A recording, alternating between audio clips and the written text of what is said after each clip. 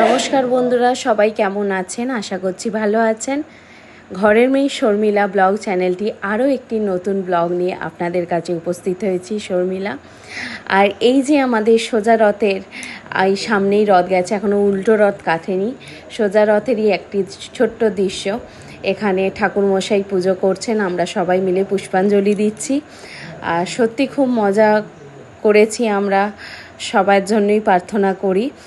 আর এই আমাদের সব ছাত্রীদের একটা ছোট পারফরমেন্স, এবং তারাও পারফরমেন্স শুধু আমার সাথে নয়, আমার সাথে আমার অনেক ছাত্রীরাও গেছিলো।